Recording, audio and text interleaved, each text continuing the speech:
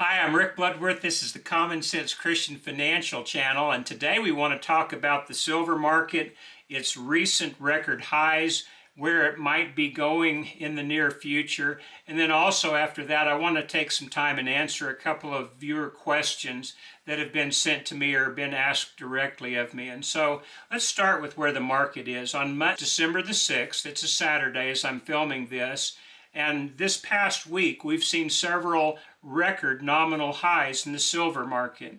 On Monday, I believe it was over $56 an ounce for a while. Tuesday, it went down, then came back up again to about that $56 mark. And then it went down, came back up by Thursday to $59 before it retreated a bit.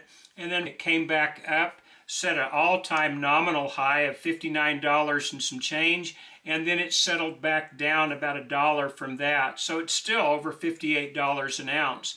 This was an all-time weekly high in the silver market from a nominal perspective. It's not adjusted for inflation, so it certainly doesn't compare to the 2011 high, although it's getting closer to that, even adjusted for inflation, but it's still way off of the 1980 high of about $52.50, I think is what it achieved intraday before it settled down about $48.50 at the end of that all-time record day at that point. And so we're still a long ways off of the all-time inflation-adjusted high, but just from a price standpoint, we're there. We're hitting record highs. We've been doing that fairly consistently now for about 2 months. And the question is, what's going to happen? And the answer to that, of course, is nobody knows for sure. I think there are certain patterns that we can see within all markets, and the silver market has its own unique patterns as well. And because we can see some of these patterns, we can predict the most likely course for silver, if not in the near future, then maybe in the midterm future. And so just the fact that we're at all-time highs right now, it's very hard to pick a top or a bottom in a market. And so to say, well, this is the top, well, that's rather presumptuous, I would think, because again, it's hard to know. Usually the market can go a lot lower than you think it can, and the market can go a lot higher than you think it can.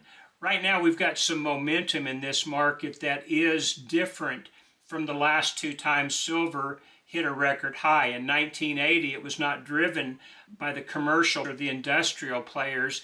It was really driven by an attempt, in part, to corner the market in silver. The Hunt brothers thought they saw an opportunity, and indeed they did, but that was knocked down both by the COMEX and by the U.S. government, and so the market went down fairly rapidly after that.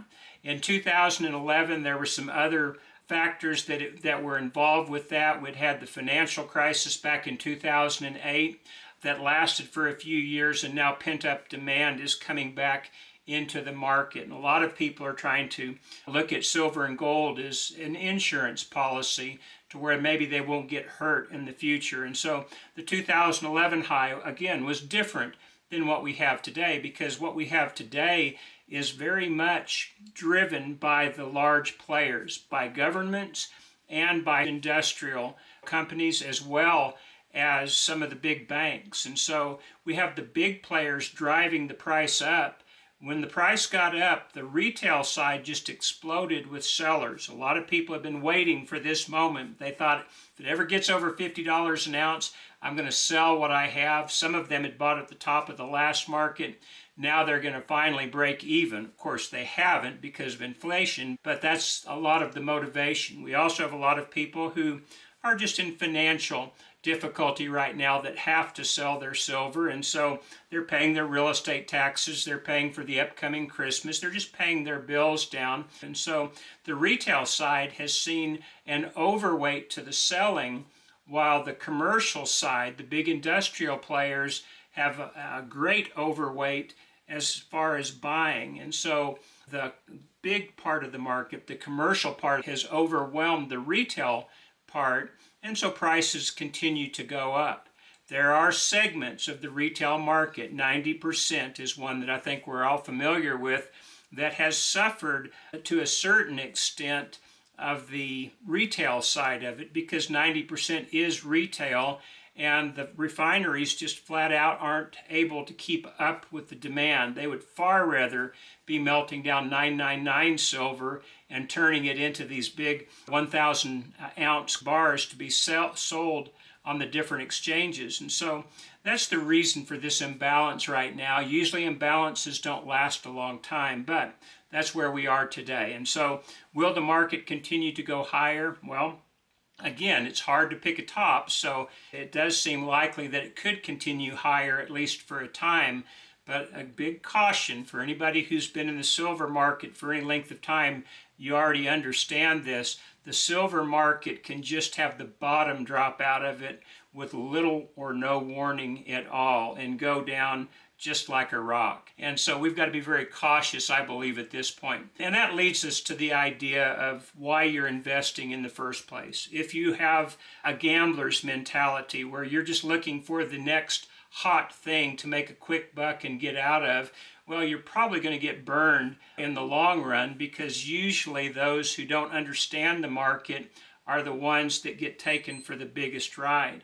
On the other hand, if your mentality is, this is what my savings is going to consist of, it's also what my investment is going to consist of. I've been investigating it. I believe this is a safe investment. I don't have any undue incentive to have to sell if I don't want to sell.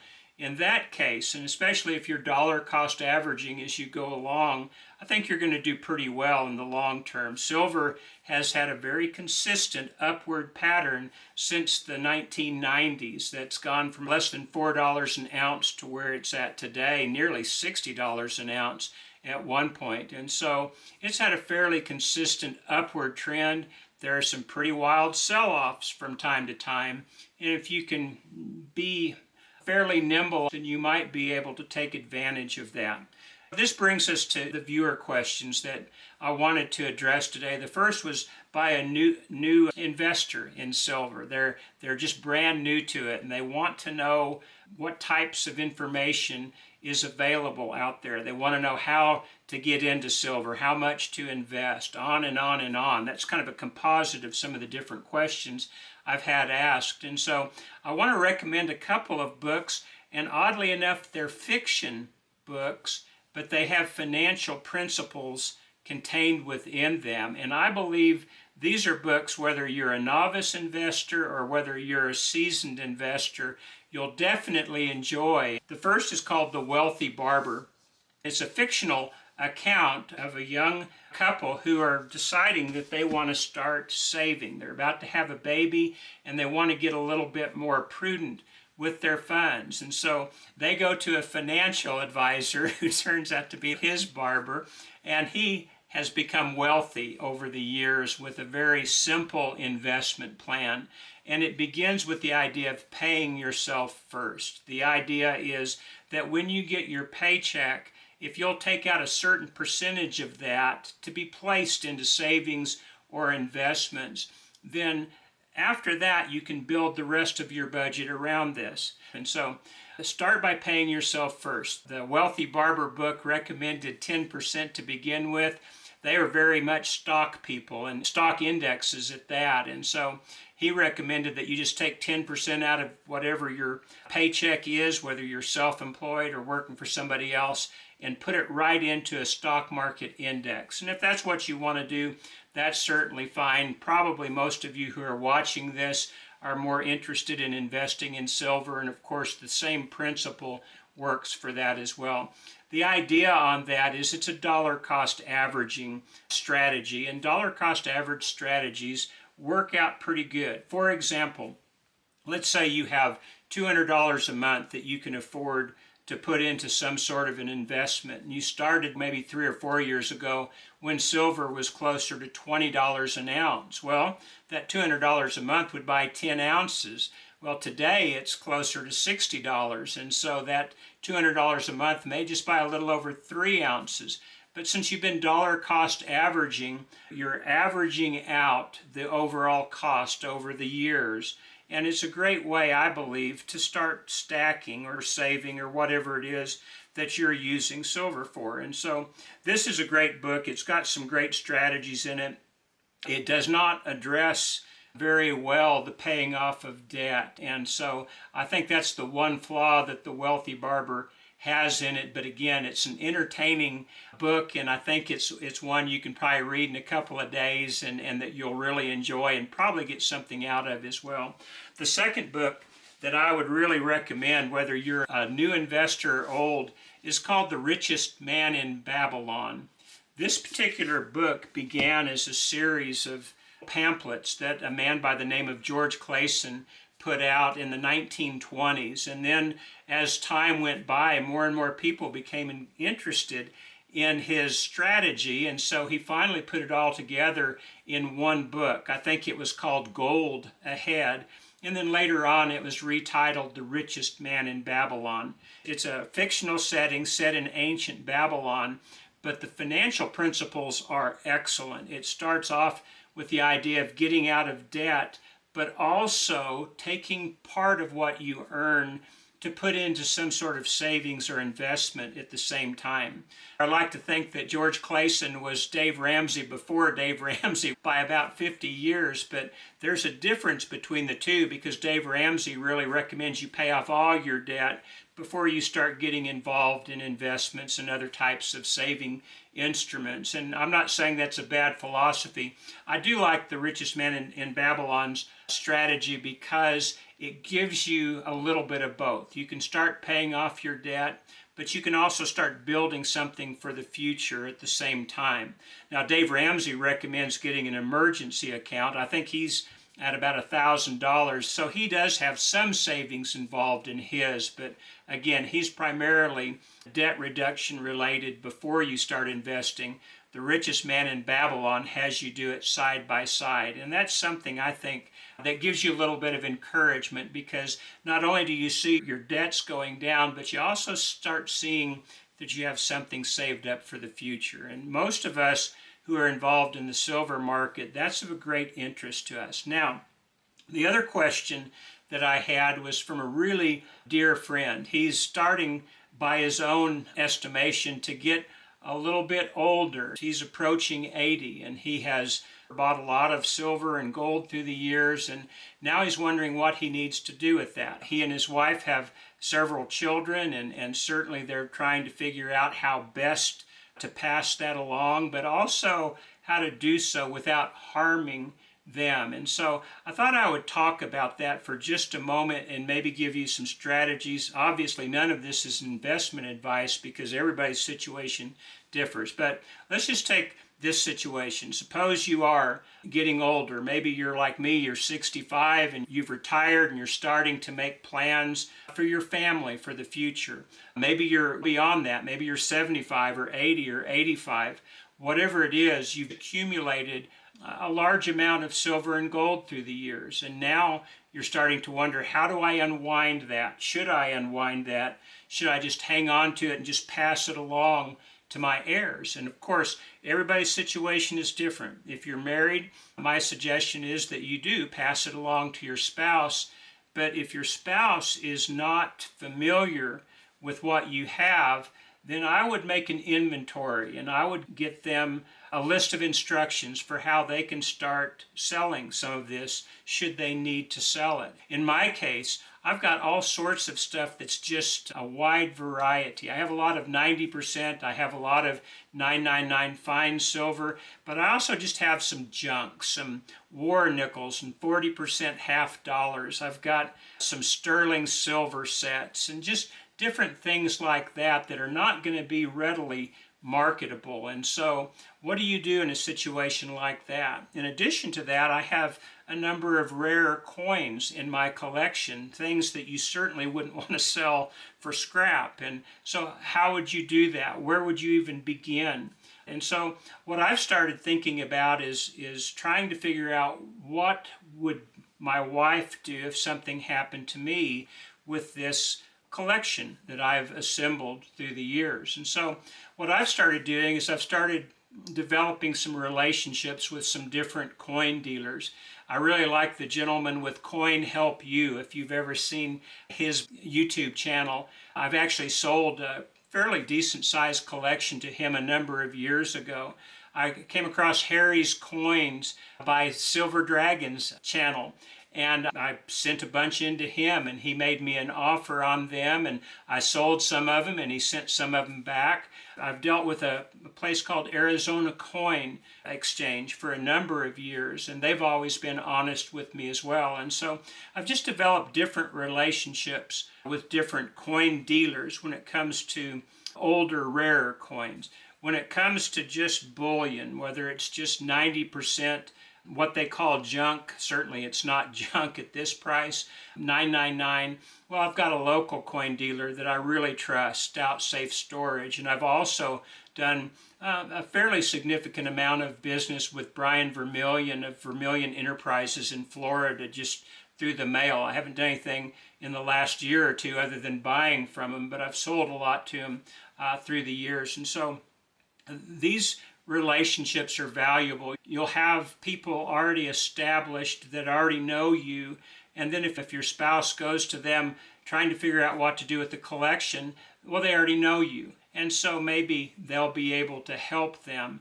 And a lot of these coin dealers have a lot of compassion. I believe they're honest people. The ones I have mentioned certainly are, and so I think they'll take care of her in a very fair manner. In addition to that, I want to start selling some of my rarer coins that I'm not going to want to pass on to our children because they're not going to know what to do with them. And yet a lot of my silver stack, well, I will pass that on to them. As a matter of fact, two of my children have invested in silver in the past. And the other child, well, they've just got a brand new family and they'll know what to do with it when they get it. They're all good kids, and so I have confidence in leaving that behind to them as well as the rest of our estate. What I really want to do is try, as I'm getting older, I want to start weeding out some of the less marketable things or the harder to market things, even if there's a great deal of value there, and maybe just putting it into a simple 999 fine form of silver, whether it's sovereigns or coins or bars, to where they can be able to sell that rather quickly. And so that's one strategy that I think everybody that's getting older needs to think about is how can I make this as simple as possible for those that I wish to leave this to. There's also the question of, do I want to leave it to my children? Some people's children aren't very responsible. Would it actually harm them to get that? Would they fritter away your life savings on things that you wouldn't approve of? If that's the case, then you need to start thinking about where you want your money to go. And so you might have a favorite charity, whether it's a church you go to or whether it's a missionary that you're familiar with. Maybe it's a children's hospital. Maybe it's just some sort of a foundation that you have a lot of confidence in. But whatever that is, you may want to really investigate that and see what it is that you can do to maybe leave them part of your inheritance, especially, again, if you don't have somebody close in your family that you want to leave it to. And so that's something I believe that probably needs to be done sooner rather than later. I would invest an hour with a good tax accountant. It probably cost you a couple $100, but just go in with a list of questions that you have. What if I do this? What are the tax implications for this? Maybe you want to start gifting your children a certain amount of money or a certain amount of silver right now to help them out before you pass. And so you're going to want to talk to a tax accountant on that and see what is the best way to do that to where you can avoid unnecessary taxes. Gifting your children right now is one way of seeing if they're going to be prudent with what you're planning on giving to them later. You may have a lifetime of investment that really is a representation of your life savings, a great portion of your life's work. You want to make sure that these funds are used in the way that you want them to be used. Obviously, if you leave an inheritance to somebody, you don't get to micromanage their life, and I'm not suggesting that. I'm just suggesting that you make sure that this is going to be a help rather than a hindrance to them. And so all these things are going to come into consideration, but just as far as some very basic strategies, find out what you have, start simplifying your stack into something that's readily marketable. If you don't have anybody that's interested in rare coins or knowledgeable in that, or all the different types of junk that you may have accumulated through the years, but start simplifying your stack. You may want to start selling a certain percentage of it every year. If you're 80 years old, maybe you want to start selling 10% of your stack every year and using those funds to do something that you and your spouse have always wanted to do. Again, maybe there's some charitable organizations you want to take care of. Maybe there's some travel you want to do. Maybe you have a dream home that you want to spend your last years in. Whatever it is, start thinking about that in relationship to the savings that you have accumulated through the years.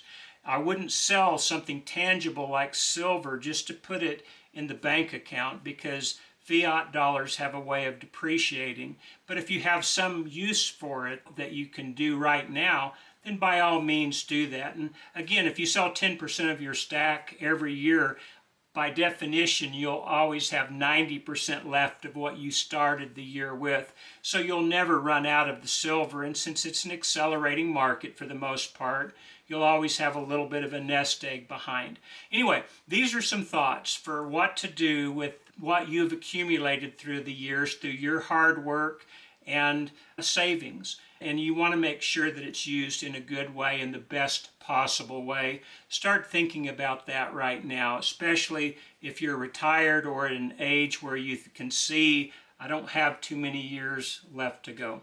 Well, that's the video for today. There's a lot of different things in that, I realize, but maybe some of it has been of interest to you. Let me know what you think about all this in the comments. I always love to read the comments. There's some very knowledgeable people in the audience. I have just been fascinated to read some of the comments and some of the strategies. So please share whatever you have in the comment section. I always try to read them, and I try to get back as quickly as possible. But thank you again for watching today. I hope we'll see you again next time. God bless.